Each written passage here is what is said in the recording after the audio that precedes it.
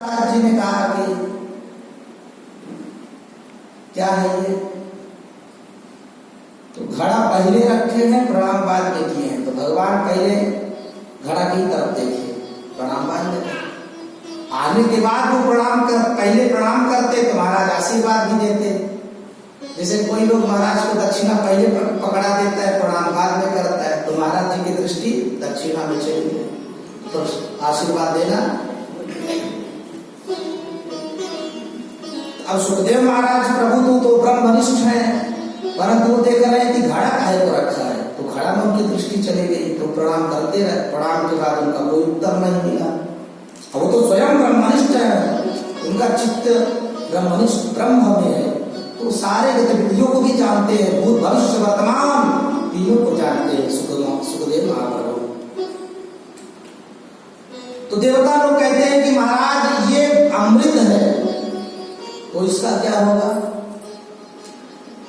देवता लोग कहते हैं कि महाराज ये जो अमृत है ये राजा परीक्षित मरने वाले हैं, सो राजा परीक्षित मरने वाले हैं, इसलिए आप उनको पिला दीजिए और इसके बदले में आप मुझे जो आप कथा पिला रहे हो राजा परीक्षित को, तो हमको पिला दीजिए। सुखदेव महाराज सुनकर के हंसने लगे, अरे ठगियाओ, तुम लोग ऐसा विधान बना करके आए हो कि जिससे पूरा व्यापारी का विधान होता है, थोड़े में बेच देना है और ज्यादा मुनाफा ले लेना है। ऐसा ये क्या है तुम्हारा। अरे वो कथा वो सुधा लोके वो कांचा बमड़ी ब्रह्मरातो विचार्यैवं तदा देवं जहास। सुखदेव महाराज हंसने लगे, अरे हाय, तुम लोग कांच देकर के मणि खरीदने आए हो क्या।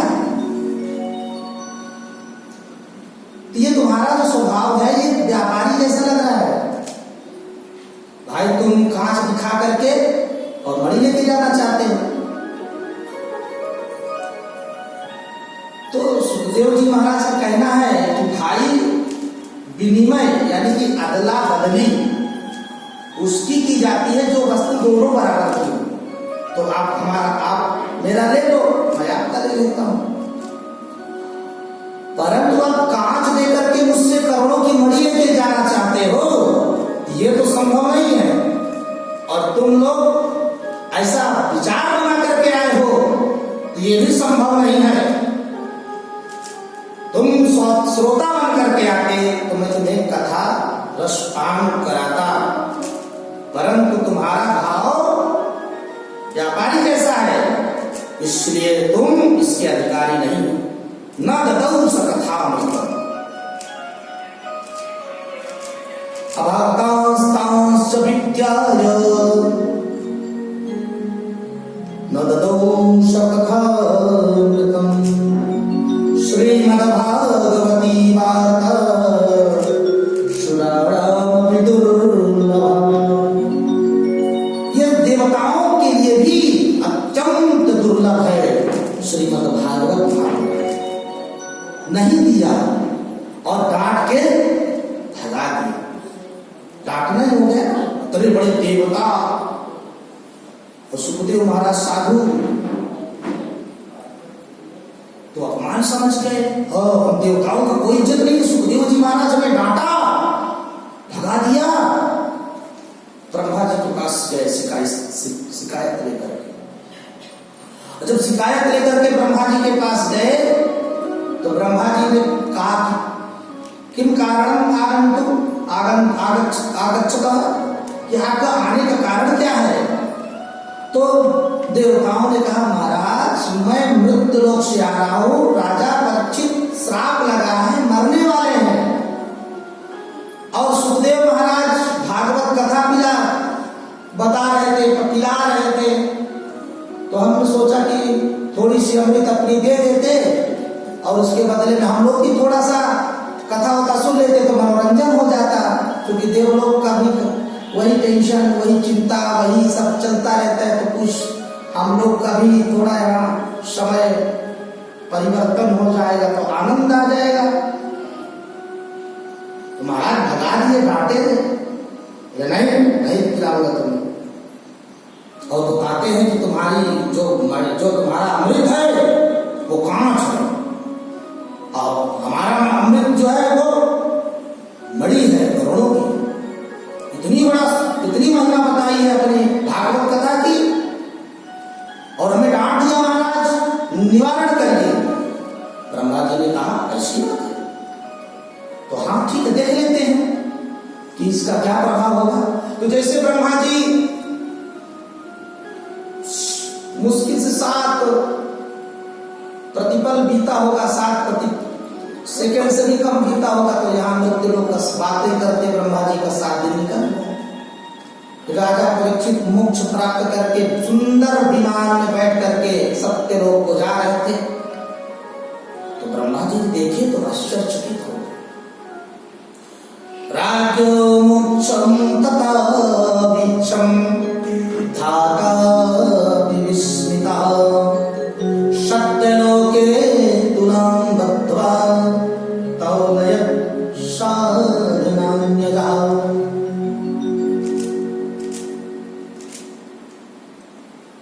ब्रह्मा जी विस्मय में पड़ गए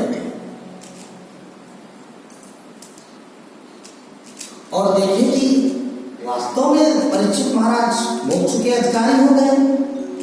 इतना इस पुराण में इस पुराण में इतना महत्व है, इसका इतना प्रभाव है।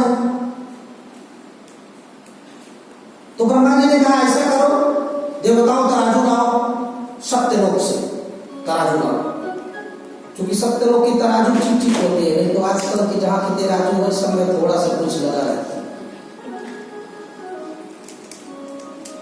तो सत्यलोक की तराजू मंगवाई और उसमें ब्रह्मा जी ने एक पलड़े पे सारा शास्त्र रखा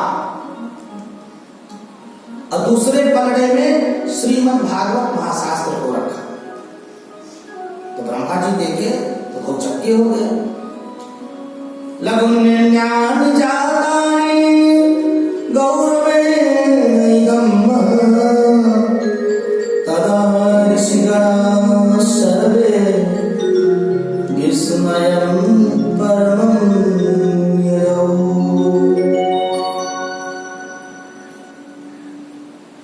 अन्य शास्त्रों का पढ़ना बिल्कुल हल्का हो गया श्रीमद् भागवत महाशास्त्र से और लटक गया। सारे देव समाज ऋषि सब विस्मय में पड़ गए। इतना बड़ा महात्म है, इतना बड़ा प्रभाव है श्रीमद् भागवत महापुराण।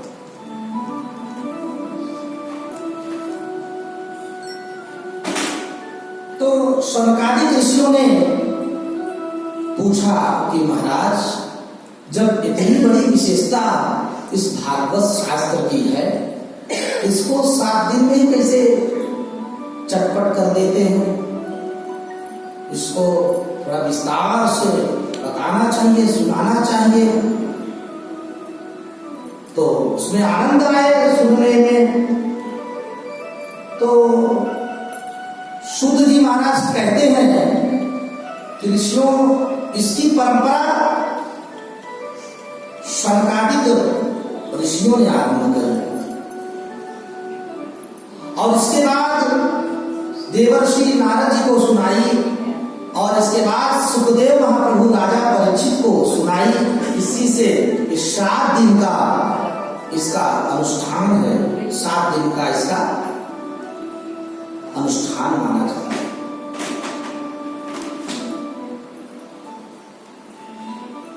तो शौनकादिक ऋषियों ने पूछा महाराज ये नारद जी महाराज कैसे 7 दिन बैठ करके एक जगह पर कथा सुनी? क्योंकि ऐसे घुमक्कड़ बाबा आगे तो कहीं 2 मिनट से ज्यादा ठहरते नहीं। हाँ, और इनका 7 दिन बैठना ये तो बड़ा आश्चर्य की बात है। ये हमें सब विस्तार से महाराज सुनाइए। तब सूत जी महाराज कहने लगे कि ऋषियों आप लोग श्रवण करिए। और एक विशेषता और है इसमें कि कथामृत और सुधामृत इसका भाव प्रकट करके सूत जी महाराज कहते हैं।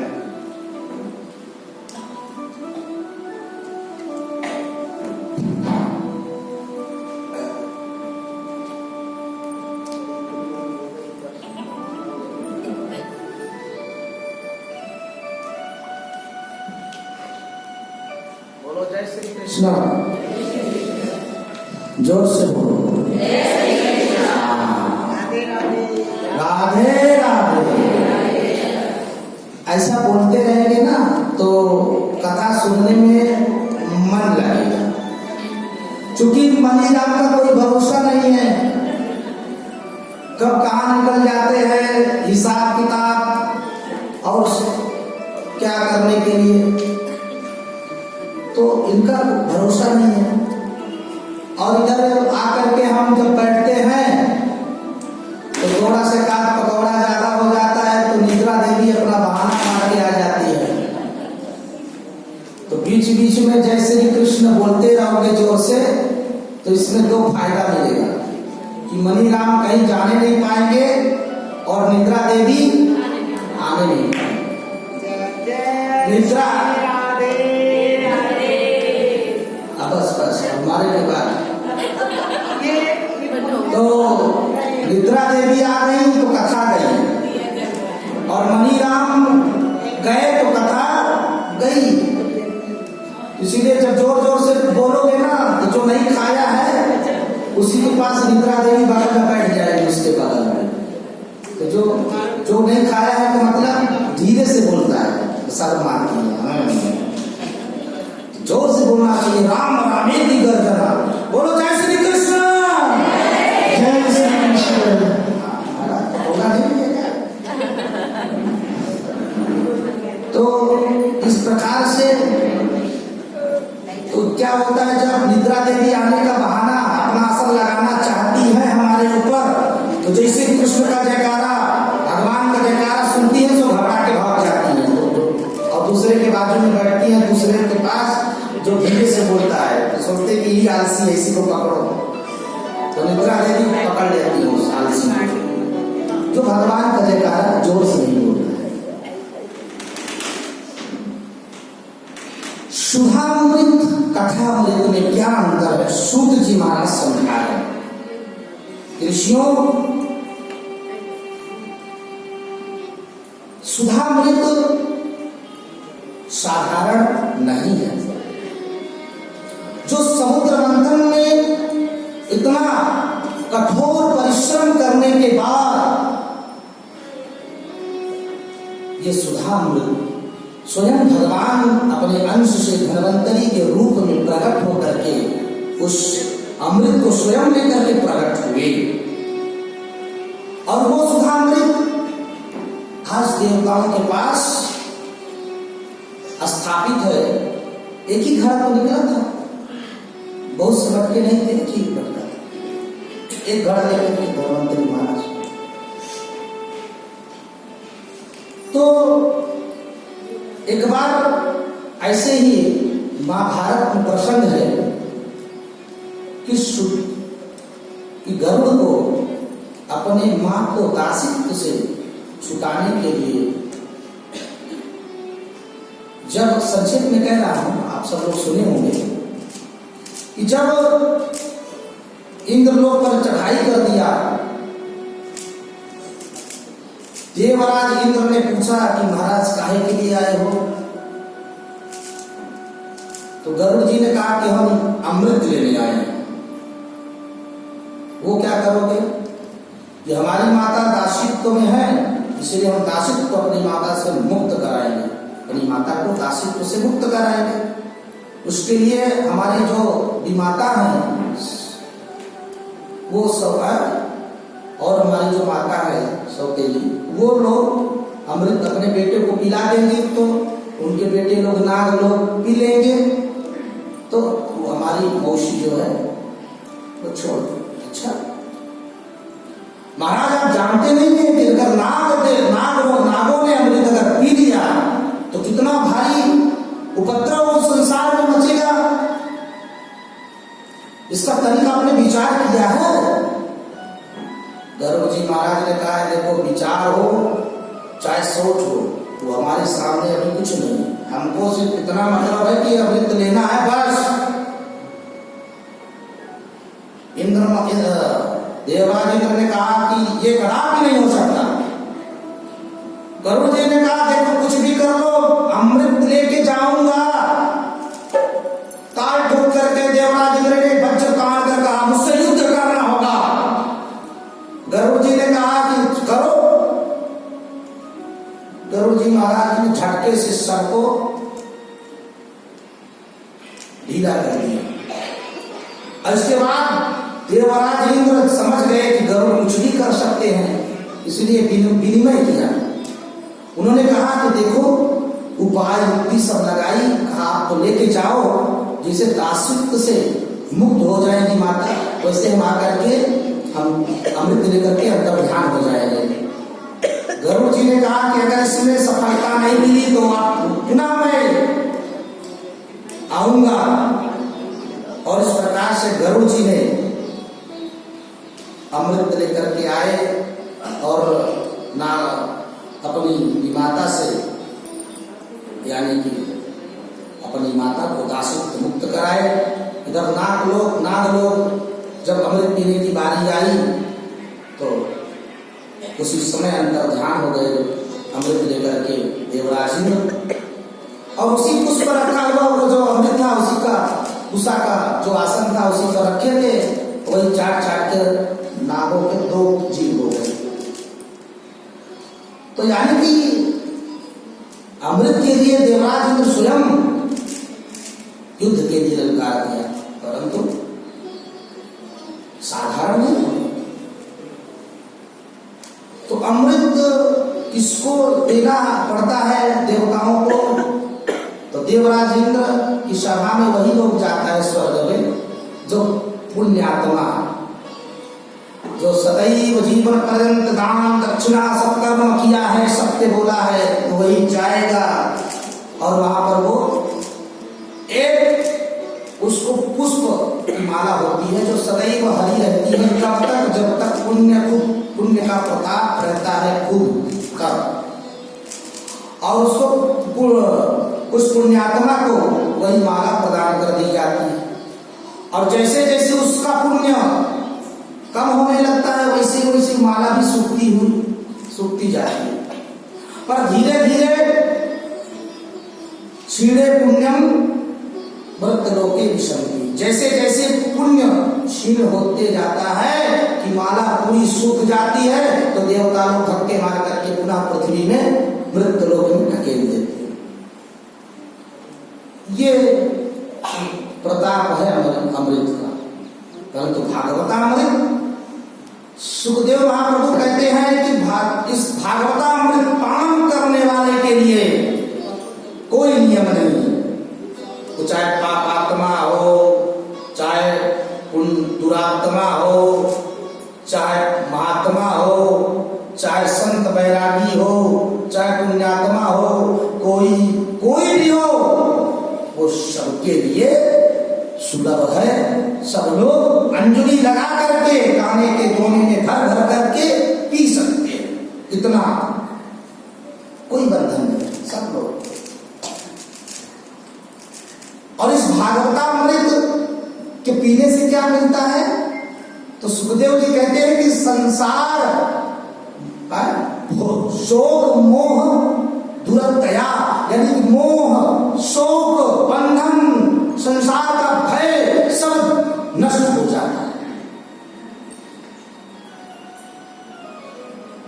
तो चाहे पापात्मा हो, चाहे दुरात्मा हो, चाहे जो भी हो, श्रीमद् भागवत कथा को पीने वाले,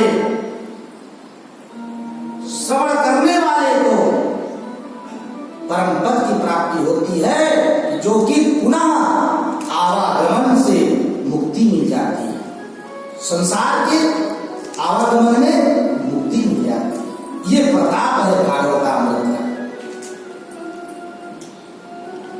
तो ये तो अनंत है चरित्र है कि जितना पीते जाओ पीते जाओ, अब कोई कमी भी नहीं है, जितना पीना हो उतना पीजिए, परंतु सुधा अमृत थोड़ा ही तो है, एक घड़ा ही तो है। तो देवता लोग क्या करते हैं, सुधा देते हैं, जो बहुत जग पुण्य करके गया है, पूजा पाठ भजन तप यज्ञ दान दक्षिणा करके, तो जब स्वर्गलोक में पहुंचा तो उसे सुधा देते हैं, सुंग लो भैया, उसी के गंध से बढ़िया आनंद से वो मदमस्त हो जाते हैं। और जब कुमाला पहनाई है तो जब तक उसका एक ये है प्रभाव है, तो जब तक पुण्य देखती रहती है, जब तक उसके बाद पुनः मृत्यु लोक की शांति, पुनः मृत्यु लोक में आ जाती है। इसलिए कुछ कृपणता का काम करते हैं, कृपणता से वो अमृत को बचा के देवता लोग रखते हैं, सुंघा उठा देते हैं। ऐसे के बाद 3 कंजूस जबरदस्त एक से बढ़कर तीनों, बहुत दिनों के बाद मुलाकात होती है उनकी, और मुलाकात होने के बाद तीनों ने राम राम करी और कहा भाई बहुत दिन में मिले अपन। सारा समाज, हम लोग को गांव के जो समाज है सब लोग कंजूस कहते हैं, बहुत कंजूस, कुछ खर्चा वर्चा नहीं करते। तो चलो अपन कुछ आज खरीदते हैं। सो बाजार गए, बोले क्या खरीदे, तो इन्होंने कहा कि अरे यार घी खरीदेंगे कुछ सेहत बनेगी, बाकी में तो सब पैसा ही अर्थक हो जाएगा। तो 250-250 ग्राम घी खरीद करके तीनों घर आए। 1 महीने बाद तीनों पुनः अपने अनुसार मिले, नियम के अनुसार मिले। तो जो तीनों का काम है, सोच है, उसी अनुसार एक ने कहा भाई आपका कैसे चल रहा है, तो एक ने कहा महाराज भाई साहब ऐसा है कि अभी ठीक है, थोड़ा बचा है कुछ दिन, मतलब 1 महीना तो चल गया, यही बहुत है। कैसे चला है भाई,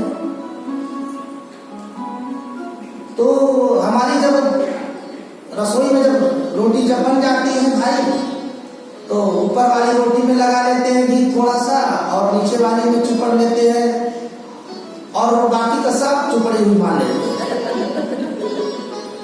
सो अभी तक ठीक से चल रहा है, और चलेगा कुछ 10-15 दिन।